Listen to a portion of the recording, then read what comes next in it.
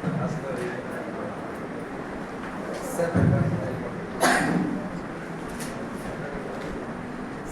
నమస్కారము. సంస్కృతంలో వేదిషత్ అనే ఒక పదం ఉన్నది.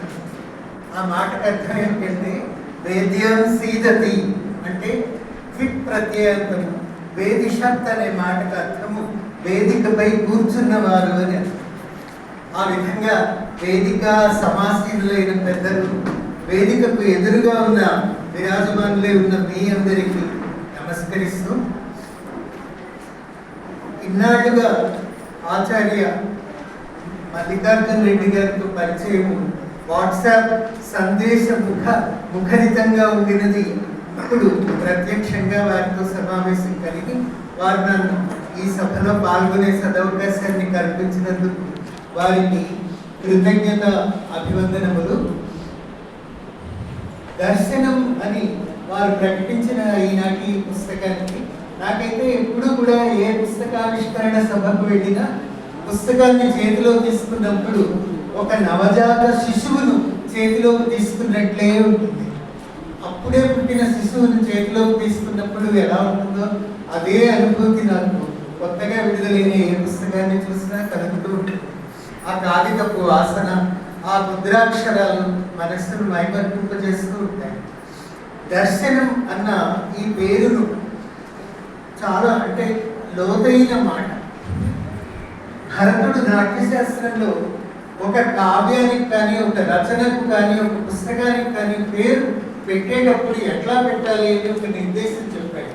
నామకరణంది కావ్యస్య గర్భిత అర్థ ప్రకాశనం అన్నాడు. నామకరణము ఆ రచనలో ఏ గర్భితమైన అర్థం ఉన్నదో దానిని ప్రకాశింపజేసే నామకరణం ఉండాలి అని చెప్పాడు.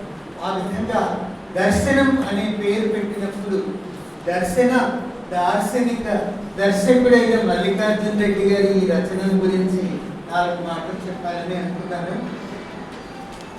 ఇంగ్లీష్లో దీన్ని ఏమనాలి దర్శన పుస్తకాన్ని అని ఆలోచిస్తే, పుస్తకం మొత్తాన్ని సమీక్షిస్తూ ఇంగ్లీష్లో చెప్పాలంటే ఏ visionary recapture of innovative stage place in Telugu అని చెప్పారు.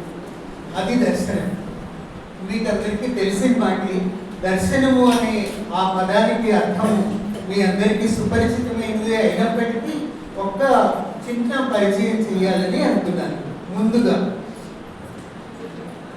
దేవాలయ వాస్తు కళలో, టెంపుల్ ఆర్కిటెక్చర్లో ఒక విగ్రహాన్ని చెక్కినప్పుడు శిల్పి ఆ విగ్రహం మొత్తము చెక్కిన తర్వాత కన్నులను మాత్రం అలాగే అట్టిపెట్టి వేసి ఆ విగ్రహాన్ని పూర్తిగా చెక్కిన తర్వాత అది సలక్షణముగా ఉన్నది అని రూఢి అయిన తర్వాత ఆ కన్నులను, కంటి రెప్పలను విప్పార్చే ఒక మంత్ర సంహిత ఉన్నది. దానితో పాటు చివరిగా ఆ విగ్రహం యొక్క కంటి రెప్పను పైకి లేవనెత్తుతారు. దానిని నేత్రోన్మీలనము అంటారు. కంటి రెప్పను పైకెత్తినప్పుడు భగవంతుడు ఏ భగవద్ విగ్రహాన్ని మనము రూపకల్పన చేశామో కంటి రెప్పను నేత్రోన్మీలనం కావించినప్పుడు ఆ విగ్రహము మనను ప్రసాద దృష్టితో చూస్తుంది అని విశ్వాసం. అది మనల్ని రక్షిస్తుందని, ఆ కంటి చూపు మనపై ప్రసరిస్తుందని, ఆ చూపే దయ చూపే ప్రసాద దృష్టి అని మనం నమ్ముతున్నాం. అలాగే గాణపత్యము అనే వైదిక శాఖలో వాళ్ళు ఏమంటారంటే నేత్రోన్మీలనం కావించినప్పుడు భక్తుడు ఆ విగ్రహమును చూసి భగవంతుని ప్రత్యక్షంగా దర్శిస్తున్నటువంటి అనుభూతిని పొందుతాడు అని అంటారు. ఇట్లా అనేక ఆగమ శిల్పాగమాల్లో దానికి చెప్పబడిన అర్థములన్నీ కూడా నాటకానికి అన్వయించినప్పుడు, నాటకము ఎలాగైతే వేదాంత దర్శనంలో దృష్టి, దృక్, దర్శనము అని 3 ఉన్నాయి. ఈ దర్శనము చివరిగా దాంట్లో అక్కడ ఏమర్థం చెప్తారంటే వివేకము అని అర్థం చెప్తారు. దర్శనము అంటే వివేకము అని అర్థం చెప్తారు. ఆ శాక్తేయ మతం అంటే అర్థం ఏంటంటే ఇది మంచిది, ఇది కానిది అని సదసద్ వివేకాన్ని నేర్పేది దర్శనం అన్నమాట. కనుక మీమాంసా దర్శనము, న్యాయ దర్శనము మొదలైన పేర్లన్నీ ఏర్పడ్డాయి. ఈ ఈ ఈనాటి ఈ రచనలో దర్శనము అనే పేరు పెట్టి నాటక దర్శనాన్ని వివరిస్తూ మల్లికార్జున రెడ్డి గారు 14 వ్యాసాలను రచించారు. దాన్ని కేవలము రాయలసీమకే పరిమితం చేయక ఒక విశాలమైన కథిత కథంతతోటి తెలుగు నాటక రంగాన్ని సమగ్రంగా సమీక్షించే ప్రయత్నం ఇందులో జరిగింది.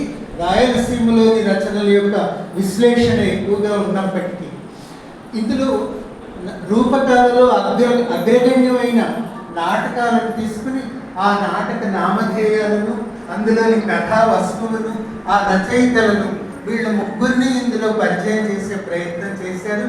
అది మంజరి మధుకరీయం 1860లో వెలువడిన మంజరి మధుకరీయం దగ్గర నుంచి రాసారి వారి దాకా ఆ విమర్శ కొనసాగడం చాలా అభినందనీయమైన విషయం. ఒక్క మాట చెప్పాలి, నాటకము అనేది సమాహార కళ, ఏ కలెక్టివ్ ఆర్ట్ ఫామ్ అన్నమాట. అందులో కేవలము నటీనటులు రంగస్థలం పైన నటించటము మాత్రమే కాదు, నాటకము నటుడి కోసం కూడా రాయబడుతుంది, ప్రేక్షకుడి కోసం మాత్రమే కాదు. ఉదాహరణకి 12వ ఏట రవీంద్రనాథ్ ఠాగూర్ గారు వాల్మీకి అనే పేరుతో ఒక నాటకాన్ని రచించారు. ఆయన ఆ నాటకాన్ని రచించి తండ్రికి తీసుకువెళ్ళి చూపించి ఈ నాటకం ఎట్లా ఉంది అని అడిగారు. అప్పుడు రవీంద్రనాథ్ ఠాగూర్ గారి తండ్రి దేవేంద్రనాథ్ ఠాగూర్ అన్నాడు కదా, మన ఇంట్లో నాటకం ఆడిద్దాము అని చెప్పారు. ఠాగూర్ ఇంట్లోనే ఒక పెద్ద రంగస్థలం ఆడిటోరియం ఉంటుంది. అందులో ఠాగూర్ రవీంద్రనాథ్ ఠాగూర్ గారి బంధుమిత్రులు, ఆ ఊళ్ళో ఉండే పురప్రముఖులు అంతా కూర్చుని మొదటి వరుసలో ఒక్క రవీంద్రనాథ్ ఠాగూర్ గారు మాత్రమే కూర్చుని ఆ రోజుల్లో బెంగాల్లో ఉన్న ఉత్తమోత్తమ నటీనటుల్ని, హైయెస్ట్ కాస్ట్లీయెస్ట్ యాక్టర్స్ని పిలిపించి వాళ్ళ చేత ఆ నాటకాన్ని రంగస్థలం మీద ఆడించి చూపించినప్పుడు తండ్రి చెప్పాడట, అప్పుడు రవీంద్రనాథ్ ఠాగూర్ గారికి అర్థమైంది తాను రాసిన డైలాగు ఒక నటుడి నోటి నుంచి పలకబడుతున్నప్పుడు అంత రచకంగా లేదు అనుకున్నాడు. అలాగే నాటక రచనలో ఉండే లోపాలు ఆ చిన్నపిల్ల వయస్సులో ఆయనకు తెలిసి వచ్చాయి. ఆ తర్వాత ఆయన 20వ ఏట వాల్మీకి ప్రతిభ అనే పేరుతో దాన్ని తీర్చిదిద్ది గొప్ప నాటకాన్ని రూపొందించారు. అంటే నాటకము ఒక సమాహార కళ, అది ప్రేక్షకుడి కోసం, అది నటుడి కోసం కూడా రాయబడుతుంది.